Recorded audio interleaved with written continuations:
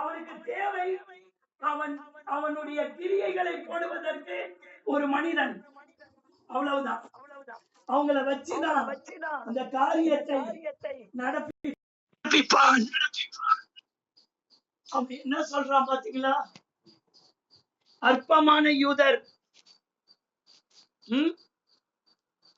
பலியிடுவார்களோ, இடம் கொடுக்கப்படுமோ, முடித்து போடுவார்களோ. பாருங்க, இதெல்லாம் நடந்துருமோ? இவங்க வாழ்க்கையில இந்த நன்மையெல்லாம் வந்துருமோ? அலங்கம் கட்டி தீர்ந்துருமோ? பிசாசானவன் வருகிறான், அரணை காத்துக்கொள், அறையை கெட்டிப்படுத்து என்று ஆண்டவர் பேசுகிறார். அப்ப இந்த அலங்கத்தை கட்ட வேண்டும் என்று வந்தவுடன் இந்த மனிதனுடைய பேச்சை பாருங்களேன். முடித்து விடுவார்களோ, பலியிடுவார்களோ, இடம் கொடுக்கப்படுமோ, சுட்டெரித்து போடப்பட்டு மண்மேடுகளை கற்களுக்கு உயிர் கொடுப்பார்களோ. அப்படின்னா என்ன அர்த்தம்? இந்த வேலையிலே மறுபடியும் உயிர் வருமா? இந்த முடிந்து போன குடும்பங்களுக்கு மறுபடியும் உயிர் பீச்சு வருமா? இன்னைக்கு சிஸ்டர் சாட்சி சொன்னாங்க. எத்தனை போராட்டங்கள் இருந்ததுன்னு அவங்களுக்கு தெரியும். உயிர் மீட்சி வருமா? அவர் பிரதர் என்கிட்ட ஒரு நாள் பேசும்போது சொன்னார், இந்த கோமதி சிஸ்டருடைய ஹஸ்பண்ட், எங்களுக்கெல்லாம் நல்லதே நடக்காது சிஸ்டர், என் பிள்ளைங்களுக்கெல்லாம் கல்யாணமே ஆகாது என்று பேசுறாரு. அவர் எதெல்லாம் சொல்றாரோ அதெல்லாம் நான் ரிட்டர்ன்ல நடக்கும், ஆகும், கண்டிப்பா உங்க பிள்ளைங்க நல்லா இருப்பாங்க, என் பிள்ளைங்க இப்படியே இருந்துருவாங்களோன்னு எனக்கு பயமா இருக்கு, என் பிள்ளைங்களுக்கு ஒரு நல்ல வாழ்க்கை கிடைக்காதோ, அதைத்தான் இந்த இடத்திலே சொல்லப்படுகிறது. பாருங்கள், இவன் என்ன சொல்லுகிறான்? உயிர் கொடுப்பார்களோ என்று தன் சகோதரருக்கும் சமாரியாவின் சேனைக்கும் முன்பாக சொன்னான். இடிந்து போன கற்களுக்கு உயிர் கொடுப்பார்களோ? நான் சொன்னேன் எல்லாம் நல்லதாவே நடக்கும், எல்லாம் உயிர் வரும். எதெல்லாம் முடிந்ததென்று என் குடும்பம் முடிஞ்சிருச்சு நினைக்கிறீங்களோ அத்தனையிலும் கர்த்தர் அற்புதமான மாற்றங்களை கொண்டு வருவார். இப்படியே அவர் சொல்வதற்கெல்லாம் பதிலாய் சொல்லிக் கொண்டே இருந்தேன். என்னவோ அம்மா நீங்க சொல்றீங்க அப்படின்னு சொல்லி போன வச்சுட்டேன். கர்த்தர் உயிர் கொடுத்தாரா இல்லையா? அந்த சிஸ்டர் இப்ப சாட்சி சொன்னாங்கல்ல, உயிர் கொடுத்தாரா இல்லையா? உயிர் கொடுத்தார். இங்கே சன்பல்லாத் சொல்லுகிறான், இந்த மண்மேடான கற்களுக்கு உயிர் கொடுப்பார்களோ, உயிர் கொடுப்பார்களோ, மறுபடியும் இது எழும்புமா? இது எப்படி சுட்டெரிக்கப்பட்டு கிடக்கிறது? நம் கண்களுக்கு அது முடிந்தது, ஆண்டவருடைய பார்வைக்கு தொடங்குகிறது. அவர் நிர்மூலமானவர்களை கட்டுகிறேன் என்றும் பாழானதை பயிர் நிலமாக்குகிறேன் என்றும் உன்னை சுற்றிலும் உள்ள ஜனங்கள் காண்பார்கள் என்று எரேமியாவை கொண்டு சொல்லுகிறார். நிர்மூலமானதை கட்டுகிறவர், பாழாய் கிடக்கிறதை பயிர் நிலமாக்குகிறவர். இங்க பார்ப்பீர்கள் என்றால் இந்த மனிதன் அப்படித்தான் சொல்லுகிறான். இதுக்கு மேல உன்னால ஒண்ணும் பண்ண முடியாது. நெகேமியா அல்ல, நெகேமியாவுக்கு மேல யார் வந்தாலும் இதுக்கு உயிர் கொடுக்க முடியாது என்று இப்படி சொல்லுகிறவர்களை பார்த்து மனமடிந்து போனாரா? அதுதான் இந்த மாத செய்தி. இதை சொல்லுகிறவர்களை பார்த்து மனம் அடிந்தார்களா?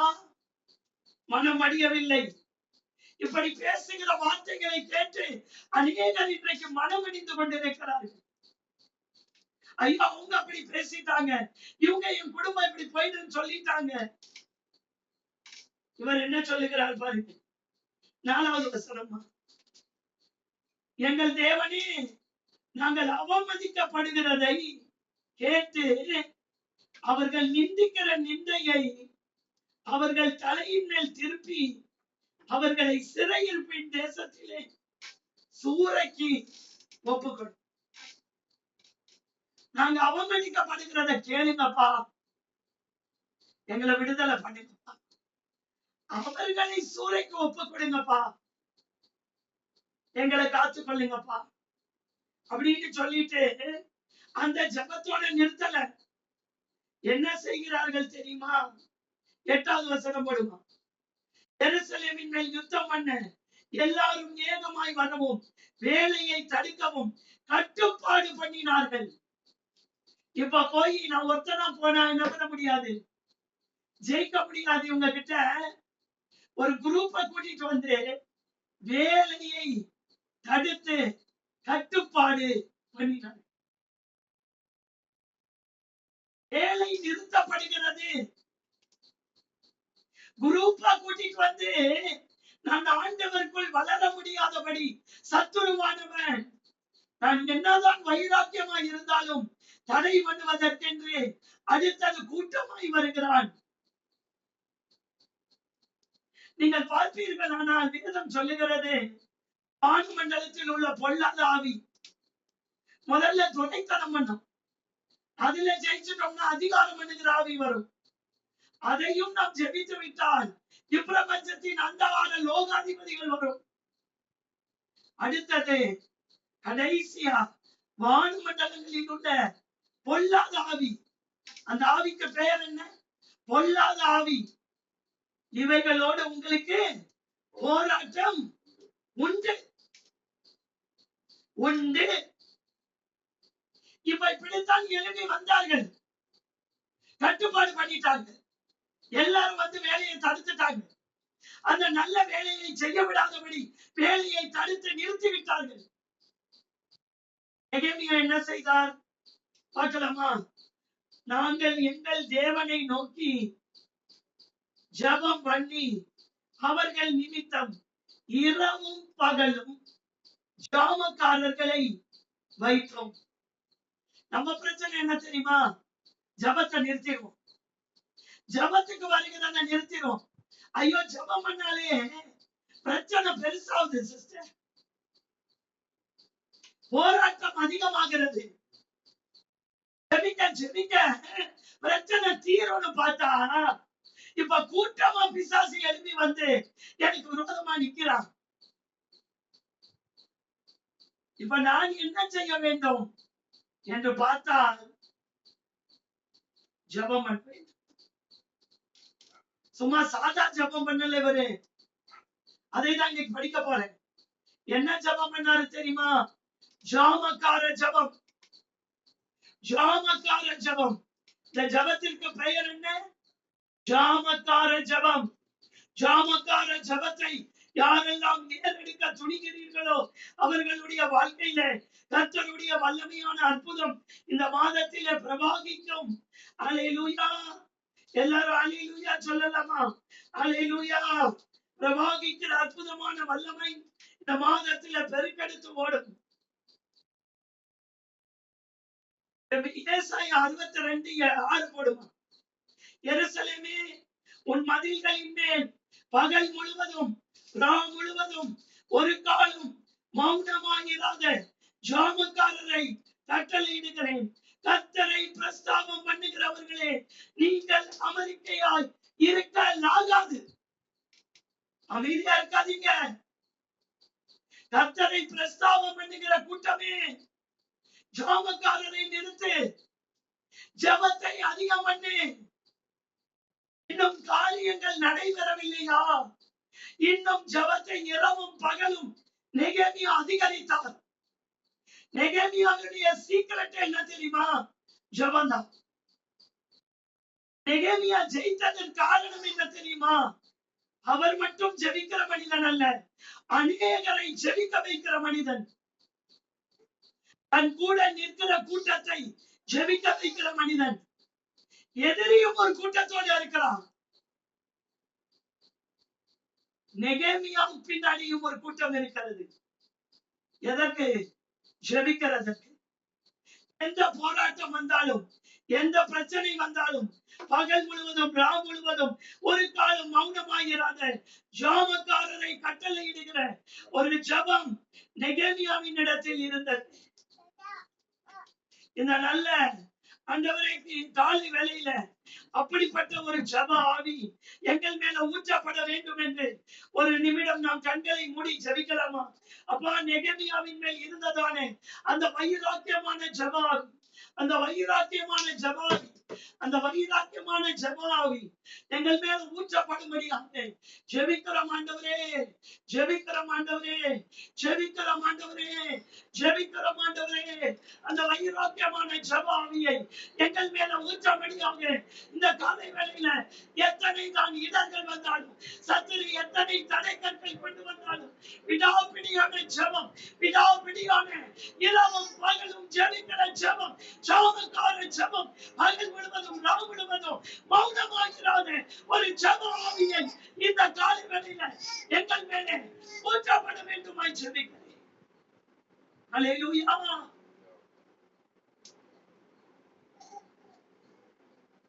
அல்லேலூயா. 10வது வசனம். யூதா மனிதர் சுமைக்காரரின் பலன் குறைந்து போகிறது. பாத்தீங்களா? நம்முடைய பலனை அடுத்தது குறைய பண்ணுவான். சத்துரு என்னெல்லாம் செய்வான் தெரியுமா? முதல்ல பரியாசம் பண்ணுவான், நிந்திச்சு பார்ப்பான். அடுத்தது நம்மள முன்னேறி செல்ல விடாதபடிக்கு காரியத்தை தடுப்பான். கர்த்தருக்குள்ள இவன் ஜாமக்காரரை நிறுத்திட்டாருன்னா பலனை குறைய பண்ணுவான். சரீரத்திலே அங்க நின்று ஜெபிக்க கூடாதபடிக்கு பலன் குறையும். மூன்றாவது அவன் செய்கிறது பலனை குறைய பண்ணுவான். பாருங்க, யூதா மனிதர் சுமைக்காரனின் பலன் குறைந்து போகிறது, மண்மேடு மிச்சமாய் இருக்கிறது, நாங்கள் அலங்கத்தை தட்ட கூடாது என்றார்கள். என்ன செஞ்சாங்க? அவங்க பலனை குறைப்பான், டயர்ட்னஸ் கொடுப்பான். ஒட்டுல நல்ல கவனிக்கணும். செய்தி ரொம்ப முக்கியமானது. ஏற்கனவே இதை பிரசங்கம் பண்ணி இருக்க.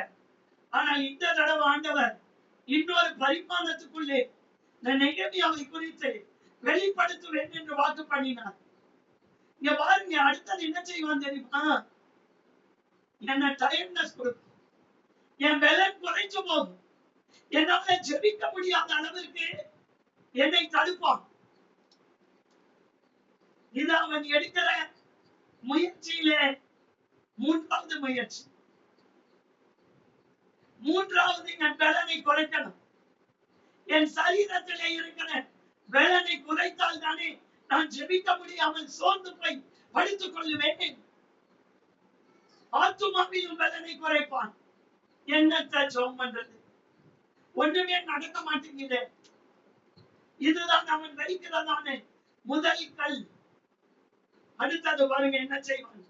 எங்கள் சத்துருக்குள்ள என்றால் நாங்கள் அவர்கள் நடுவே வந்து அவர்களை கொன்று போடு மற்றும் அவர்கள் அதை அறியாமலும் மாறாமலும் இருக்க வேண்டும். இவ்விதமாய் அந்த வேலையை ஓய பண்ணுவோம். எப்படி நம்மளுடைய ஜெப ஜீவியத்தையும் நம் ஆண்டவருக்குள்ளே செய்ய வேண்டிய காரியங்களை ஓய பண்ணுவான் தெரியுமா? நமக்கே தெரியாம. இங்க என்ன பண்றது பாருங்க. அவர்கள் அதை அறியக்கூடாது, பார்க்க கூடாது. நமக்கே தெரியாது. எந்த இடத்தில் அவன் நுழைந்து அவன் வேலை செய்யறானே தெரியாதபடிக்கு அவர்கள் எல்லாரும் பலன் குறைந்து போய் கொண்டிருக்கிறது. பலன் குறையும் போதுதான் இவன் வருவான். ஏதோ ஒரு இடத்துல வந்து நுழைஞ்சிட்டு இருப்போம். என் பிரதர் ஜபத்துக்கு வரல, என்னன்னே தெரியல பிரதர், ரொம்ப டயர்டா இருந்துச்சு. அங்கேதான் பலன் குறையுது, அங்கேதான் பலன் குறைகிறது. குறைஞ்ச உடனே என்ன செய்வான் தெரியுமா? எனக்கே தெரியாம உள்ள நுழைஞ்சிருப்பான். எப்ப உள்ள வந்தானே தெரியாது. இங்க பாருங்க, இங்க என்ன போட்டிருக்கிறேன். அவர்கள் அதை அறியாமலும் மாறாமலும் இருக்க வேண்டும். அப்பதான் நாம் அந்த வேலையை ஓய பண்ண முடியும். நாம் ஆண்டவருக்குள்ளே வளர முடியாதபடிக்கு இத்தனை காரியங்கள் நம்மை தடை பண்ணும். இவ்வளவு ஒரு மனிதனை எழுப்பி தடை பண்ணுவான். இல்லாவிட்டால் நேரடியாய் போராடுவான். எதையோ ஒரு ஆயுதத்தை அவன் கையில் எடுப்பான்.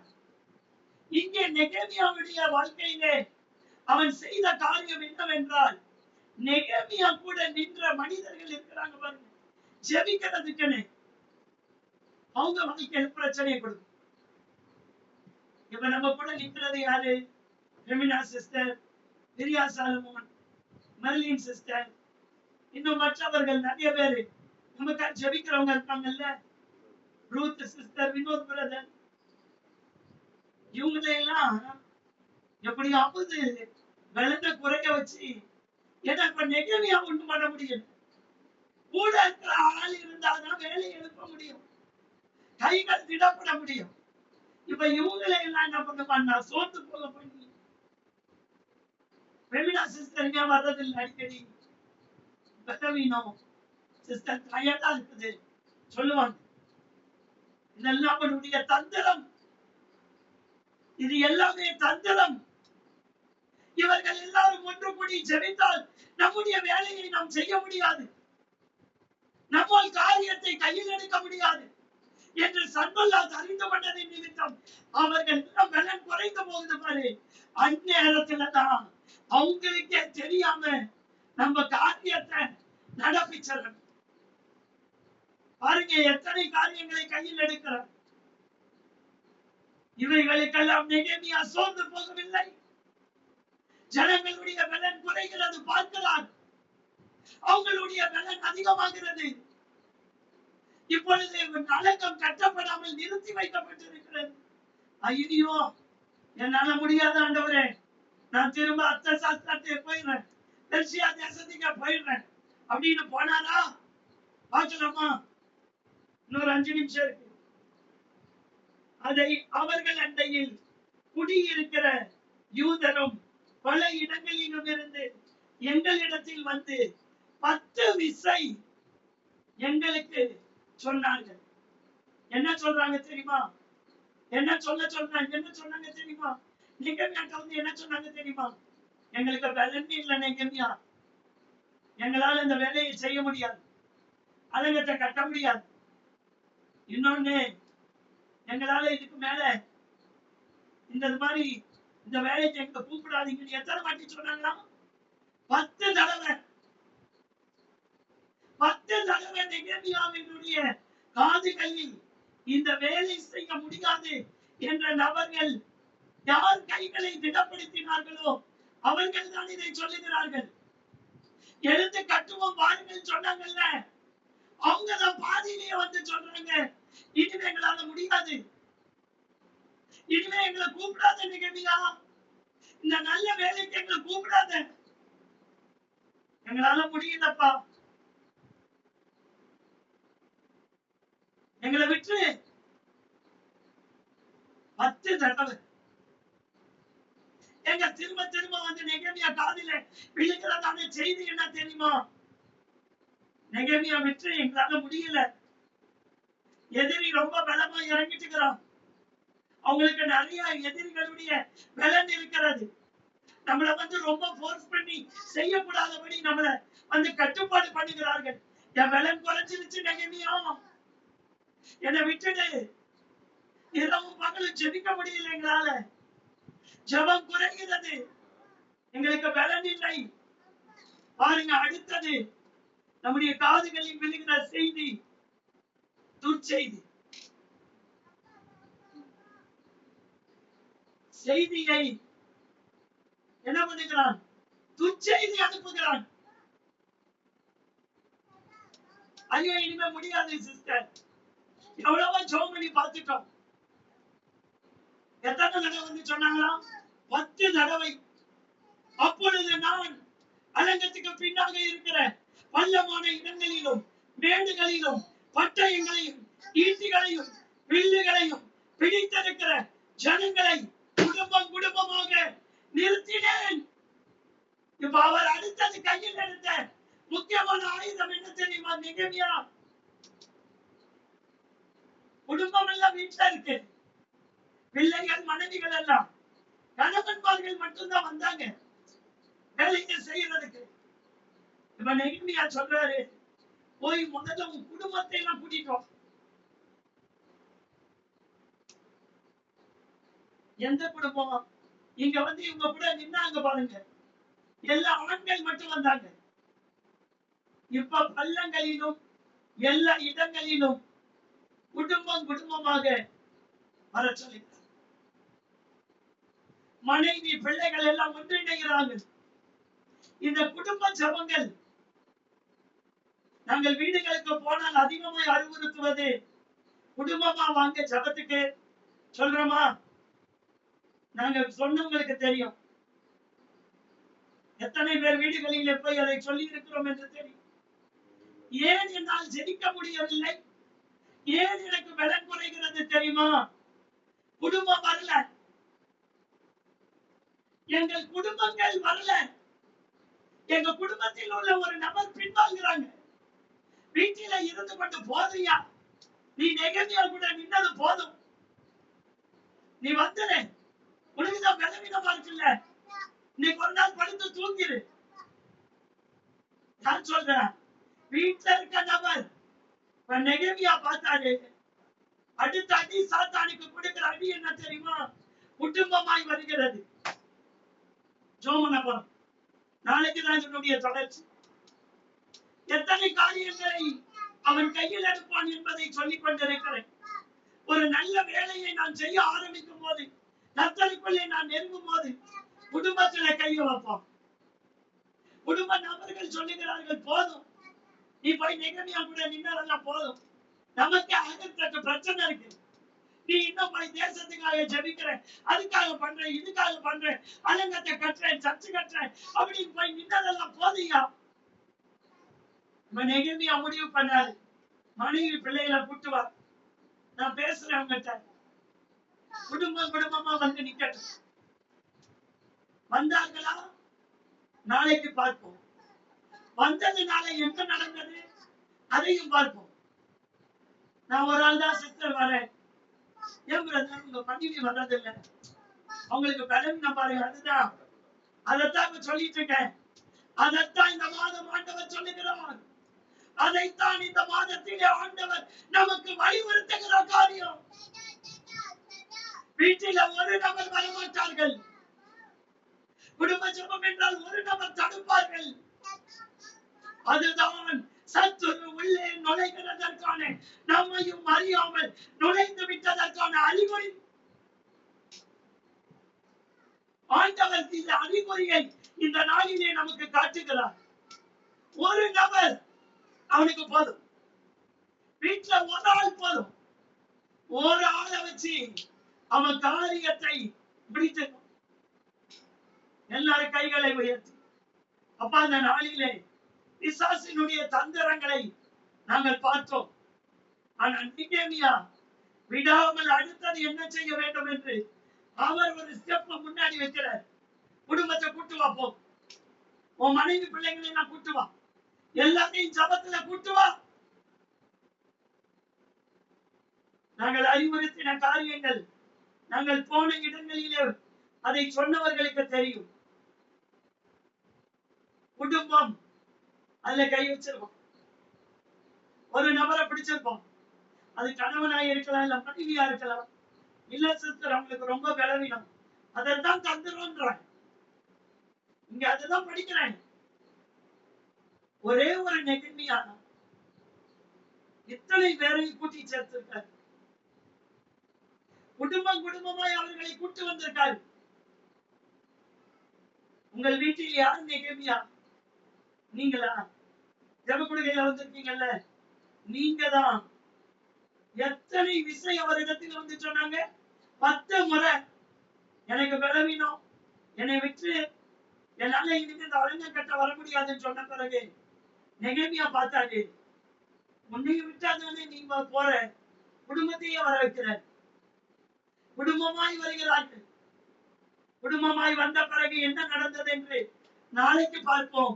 கர்த்தர் அற்புதமான மாற்றங்களை இந்த மாதத்தில் இந்த வசனத்தை சொல்லும் போது குடும்பங்களுக்குள்ளே எல்லா குடும்பங்களும் வாஞ்சியுங்கள். குடும்பமாய் ஜெப கூடுகைக்குள்ள வரணும். பிள்ளைகள், பெற்றோர், ஆண்டவரே, மனைவி, கணவன் எல்லாரும் இணைந்து வர வேண்டும். அப்படி வரும்போது காரியங்கள் மாறுதலாய் முடியும். பிசாசினுடைய சதி வேலைகள் அத்தனையும் நிர்மூலமாகும். இயேசுவின் மூலமாய் ஜெபிக்கிறேன். ஜீவனுள்ள பரமபிதா